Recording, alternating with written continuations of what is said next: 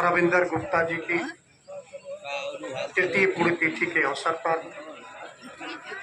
इस कार्यक्रम में साथी अजय कुमार गुप्ता जी, श्याम मनोहर विश्वकर्मा हिटलर जी, जमशेद बहादुर राणा जी, घोसी के चेयरमैन मुन्ना प्रसाद गुप्ता जी, अवधेश बागी जी, संचालक भाई अजय कुमार गुप्ता जी और मंच पर आसीन सभी गायक।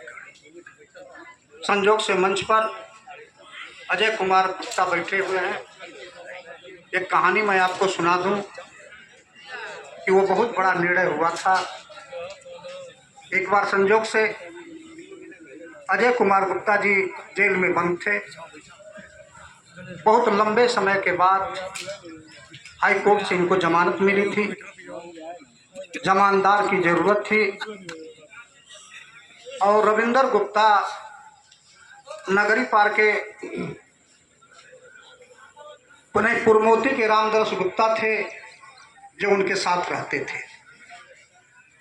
उनको लेकर के सुभाष गुप्ता से उनसे बात हुई थी, जो उस समय घोषित में वहाँ सिपा में प्रधान थे, और उनकी जमानत अजय कुमार की जमानत लेने के लिए सुभाष गुप्ता को तैयार किए थे।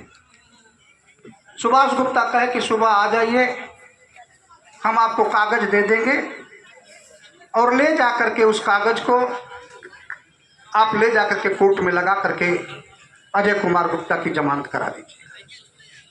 संयोग से सुबह रविंदर गुप्ता इनके पीछे रामदास गुप्ता राइफल लेकर के चलते थे।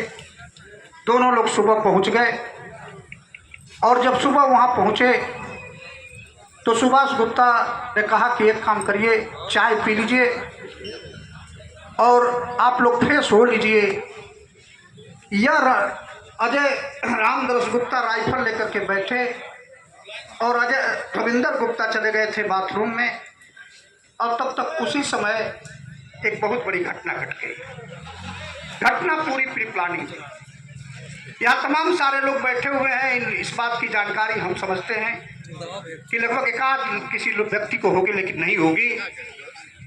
तो जब यह गए, उस समय एक राष्ट्रीय सहारा का संपादक था, नाम मैं उपाध्याय लिखता था, नाम मैं उसका भूल रहा हूँ।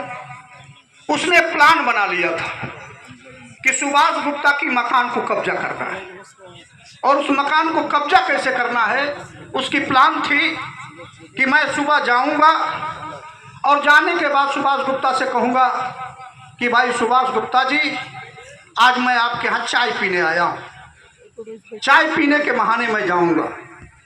सुभाष गुप्ता जैसे दरवाज़ा खोलेंगे मैं अंदर जाके बैठ जाऊंगा। इसके बाद 10 मिनट के बाद 2 लोग आओगे और हमको पूछते हुए तुम भी अंदर घुस जाओगे। इसके बाद थोड़ी देर के बाद 3 लोग आओगे।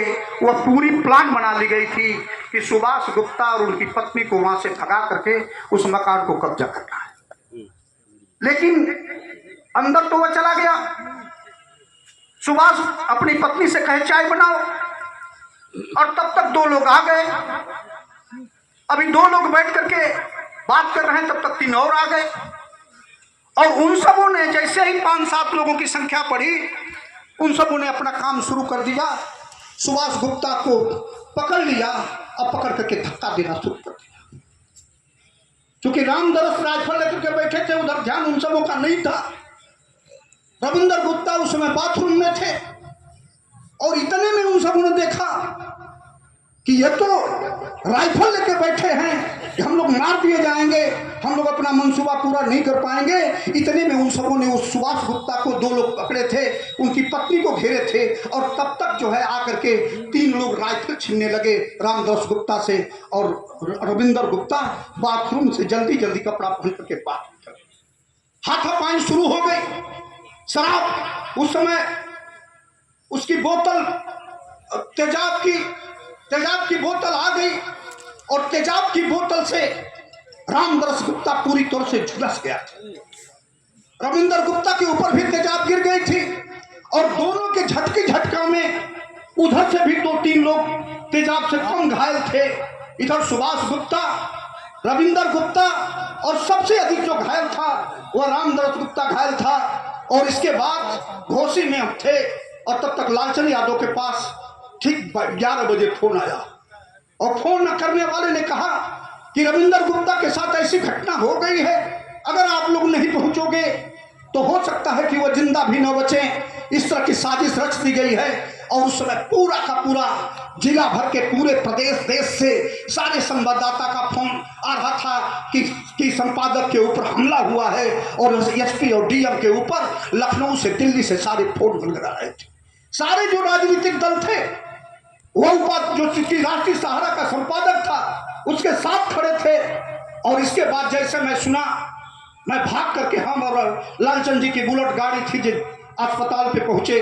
और अस्पताल पे पहुंचने के बाद जैसे हमको रामदरस देखा, रोने लगा, कहा भैया हमारा जान बचा लीजिए। हमने कहा कि अब तक तुम जिंदा हो, किसी के औकात नहीं अब तुमको मारने की, मैं आ गया हूँ।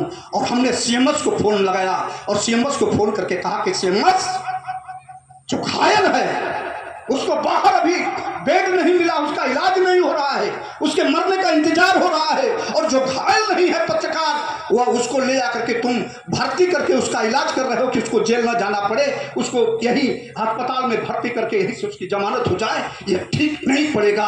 और जब हमने उसको धमकाया तो तुरंत इतने में उसने रविंदर गुप्ता और रामदरस गुप्ता को, ये सारे लोगों को उठा करके इन लोगों को भी तुरंत जो न बेड मिला, इनका भी इलाज शुरू हो गया। और जब मैं भटक गया, एक उस समय नया नया दरोगा था, चूंकि उस समय जिले में मेरा नाम चर्चा में था, उसने हमसे कहा कि बाकी जी आप आ गए हो, ये कोतवाल भी उस साजिश में है। उनके मकान का ताला बंद करके और ताले की चाबी कोतवाल अपने पास रखा है, कल दिखाएगा कि प्रमाणित करे कि सुभाष गुप्ता की मकान हमारी है और इसी विवाद में सील कर दी जाएगी। न सुभाष गुप्ता की मकान रहेगी, न उपाध्याय की मकान रहेगी, और जो कोर्ट से जिसका आदेश आएगा उसकी मकान हो जाएगी। ये साजिश के तहत ये ताले की चाबी ये लिया है कोतवाल। उस समय संजोग से गुप्ता तहसीलदार थे या यही घोसी में, वो रिटायर हो गए थे। वो जब इसके बाद वो भी भाग करके आए और तब मैं कोतवाल के ऊपर चढ़ गया और हमने कहा कोतवाल साहब ठीक नहीं पड़ेगा, चाहे जो हो जाएगा। अब तक मैं कई बार जेल जा चुका हूँ, नौ कोतवाली में भी जेल जाऊंगा, लेकिन अन्याय नहीं होने दूंगा। उसने कहा क्या करोगे? हमने कहा यह बताओ, ये गुंडा उपाध्याय, ये पत्रकार होते हुए जो डाकू काम नहीं करता है, वह काम इसने किया है साजिश करके सुभाष गुप्ता के घर में घुसा है और घर में घुस करके जाकर के तेजाब से नलवाया है। उसके खिलाफ एफआईआर दर्ज करके उसको जेल भेजना चाहिए और तुमने उसकी चाबी अपने पास रखे हो कि ताकि कल विवादित साबित करके वह मकान की चाबी वो किसी को न दे और अंत में जला करके यह पूरी तौर से सोर्स लगा करके और चाबी अपने हाथ में लेकर के उसकी मकान, उस समय 50 लाख की अभी नई मकान बनी थी, आज वो मकान 2-2.5 करोड़ की होगी।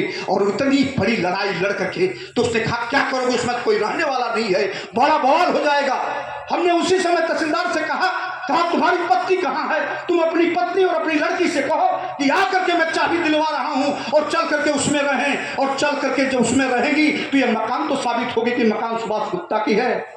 और तब जा करके चाबी दिलवाया हमने। चाबी दिलवाने के बाद उस मकान में तहसीलदार अपनी पत्नी, अपनी लड़की और 2-3 रिश्तेदारों को ले जाकर के उसमें रखवाया और सुभाष गुप्ता की मकान बच गई। आज कम से कम वो 2.5-3 करोड़ की, ये मुंशीपुरा में वो मकान है, 2.5-3 करोड़ की वो मकान ये बट को बचाया गया था। सुभाष गुप्ता नहीं आए थे और हम समझते हैं कि रविंदर को इनकी जमानत भी कराए होंगे कि नहीं कराए, दूसरे लोग जाके कराए, वो जमानत भी नहीं कराने गए। हमने जीवन में रिस्क लिया, राइफल जब्त हो गई वो भी छुड़वाए। इतना बड़ा बीड़ा राजनीति में आज तमाम सारे लोग आते हैं, तमाम सारे लोग पद पे चले जाते हैं। आज कोई नया खेल हो गया राजनीति का कि चोरी करो, डकैती डालो, ड्रग्स बेचो, शराब बेचो, कत्लेआम करो, लड़कियां सप्लाई करो, तमाम सारे धंधे हो गए हैं। बस शर्त यह है तुम्हारे पास रुपया होना चाहिए, और रुपया रहेगा तो 20 दिन के अंदर तुम आओगे, दारू पिलाओगे, मुर्गा खिलाओगे, पैसा बांटोगे, साड़ी बांटोगे, गहना बांटोगे, और इस तरह से तस्कर लोग पूरी तरह से भारतीय राजनीति में हावी होते जा रहे हैं। और भाई अजय गुप्ता, अमेरिका में एक दार्शनिक पैदा, वो दार्शनिक भी जानते हैं क्या कहा? हिप्पी नाम का दार्शनिक था। हिप्पी नहीं, आज जो लड़कों को गाली देते हो कि हिप्पी कटकटा बन, को दार्शनिक था। उसने कहा, नौजवान इकट्ठा हुए, एक किताब नौजवानों ने लिखा, और जब किताब लिख करके आए तो उनके जो बड़े थे उन्होंने कहा कि अरे तुम क्या लिखे हो, इसको तो हमारे पूर्वज कई सौ साल पहले लिख के गए। वो दार्शनिक के पास पूछे, बताए कि हम क्या करें, हमारे पास हाथ है, पैर है, हम मजबूत हैं, हमारा मस्तिष्क ऊर्जावान है, हम क्या करें? हिप्पी नाम का दार्शनिक ने कहा कि बना नहीं सकते तो बिगाड़ने की कला सीखो। बिगड़ते बिगड़ते भी चीजें बनती हैं। और वहां के लोगों ने लाइब्रेरियों में आग लगाना शुरू किया। जो कुंठित विचार की किताबें थी उसको जला दिया, और जलाने के बाद आज अमेरिका जो सिरमौर बना है पूरी दुनिया का, वो आधुनिक अमेरिका तैयार हुआ। और उसी आधुनिक अमेरिका आज पूरी दुनिया में उसका एक छत्र चल रहा है। भारत आज भी नौजवानों में कह रहा हूं, हमने जीवन में बहुत बड़े बड़े निर्णय लिए हैं, जोखिमपूर्ण निर्णय लिए हैं, लेकिन एक साथ यहाँ बुजुर्ग भी बैठे हो, नौजवान भी बैठे हो, तमाम हमारी माताएं और बहनें कुछ चली गई अंदर बैठी हुई हैं। मैं सारे लोगों से निवेदन करूंगा कि आज पूरी तौर से राष्ट्र को बचाने का समय है। अगर राष्ट्र नहीं बचा, अभी गांव सामने प्रधानी का चुनाव है, आज पंजाब में वहां के लोग खड़ा हो गए कि आज ड्रग्स के कारोबार ने पूरे पंजाब और हरियाणा को बर्बाद कर रहा है, तमाम लड़के आत्महत्या कर रहे हैं। मैं यही देख रहा हूं कि जब भी चुनाव आता है, एक साल पहले से शराब और ड्रग्स और तमाम सारी चीजें दे दे करके और नौजवानों को शराब का और ड्रग्स का आदी बनाया जा रहा है। और मैं पूछना चाहता हूं कि बुजुर्गों, आप नहीं खड़ा होगे, ऐसे लोगों का समर्थन करोगे तो याद रख लेना, आपकी कई पुश्तें बर्बाद हो जाएंगी और कोई नाम लेने वाला नहीं होगा। आज जरूरत इस बात की है, इस की रविंद्र गुप्ता के आज पुण्यतिथि के अवसर पर यह संकल्प लेने की जरूरत है। और मैं तो तैयार हो गया हूं, ये अभियान चलाऊंगा और इस अभियान को लेकर के गांव गांव जाऊंगा, लोगों को बताने का काम करूंगा कि आओ सब हम इकट्ठा करके गांव को बचा लो, समाज को बचा लो, राष्ट्र को बचा लो। अगर इसी तरह से नौजवान शराब के आदी बन गए तो गांव में जाकर के चोरी करेंगे, डकैती डालेंगे, छिनैती करेंगे, और इसके बाद घर में जो पड़ा हुआ है उसको बेच डालेंगे। हमने कई प्रधानों को देखा है जो शराब पिला करके ग्राम प्रधान हो गए थे, आज उस शराब के इतने बड़े आदी हो गए कि उनके पास कुछ भी नहीं बचा, खेती बाड़ी सब बेच दी। इतना बड़ा कारोबार था, आज तो गांव में खोजा जा रहा है। कोई अगर बॉम्बे कमा रहा है, कोई हरियाणा कमा रहा है, कोई दिल्ली कमा रहा है, कोई पंजाब कमा रहा है, उसके पास पैसा है, उसको बुलाते हैं लोग और कहते तुम ही लड़ सकते हो, तुम्हें मेरे दारू की व्यवस्था कर सकते हो, तुम्हें मेरे गांजा की व्यवस्था कर सकते हो, तुम्हें चरस की व्यवस्था कर सकते हो, तुम्हें शराब की व्यवस्था कर सकते हो, तुम्हें पैसा बांट सकते हो। ऐसे भोले भाले लोगों को बुला करके, जो मेहनत करके समाज को आगे बढ़ाते, उनको बुला करके और चुनाव लड़ाते हैं, और चुनाव लड़ा करके 1-2 महीने में नशे का आदी बन करके पूरे समाज और राष्ट्र को बर्बाद कर रहे हैं। ऐसे लोगों को पहचानना होगा और ऐसे दुश्मनों के खिलाफ ये अभियान चलाना पड़ेगा और नौजवानों को मुख्य रूप से आगे आने पड़ेगा। अगर आगे नहीं आओगे तो आने वाले समय में ये नस्लें आपको बार बार पूछेगी कि आपके जमाने में जब ये काम हो रहा था तो आप कहां छिपे थे, कहां चूड़ी बन के बैठे थे, क्या खून पानी हो गया था, क्या माताओं ने बच्चा पैदा करना बंद कर दिया था, क्या भारत बाज हो गया था। इसलिए आओ हम संकल्प लेते हैं कि इस अभियान को तेज चलाएंगे और हर गांव में जो जिंदा नौजवान होगा उस बुराई का विरोध करेगा और विरोध करके आगे बढ़ेगा। और इसी संकल्पना के साथ हम आगे बढ़ते हैं और यही रविंद्र गुप्ता की असली श्रद्धांजलि होगी। और हम तो अब आज आर पार लड़ रहे हैं, हमने न पार्टी देखा न परिवार देखा। आज भी यहाँ के सांसद के खिलाफ हमने बगावत किया है। बगावत इस बात का किया है, किसी को अच्छा लगे बुरा लगे, प्रोफेसर अनिल यादव जो इलाहाबाद यूनिवर्सिटी को टॉप किया था, उसकी जमीन जब कब्जा करने गया तो उसके खिलाफ हमने बगावत किया है, आवाज उठाया है।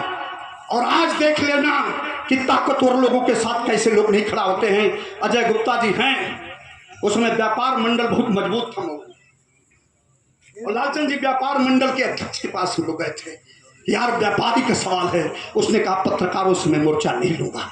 जिनको दिखत ताकतवर देख रहे हो ना, जो बड़ी बड़ी गाड़ियों से चलते हैं ना, ये बड़े कमजोर लोग, ये अपनी पूंजी बचाने के लिए कितने नीचे गिर सकते हैं। इनसे इनको कभी आदर्श मान करके चलोगे तो देश टिक जाएगा। और इस देश को बचाने के लिए हम संकल्प लें और दल पार्टी से ऊपर उठ करके इस लड़ाई को थार दें। यही रविंद्र गुप्ता की सच्ची श्रद्धांजलि होगी। जय हिंद, जय भारत।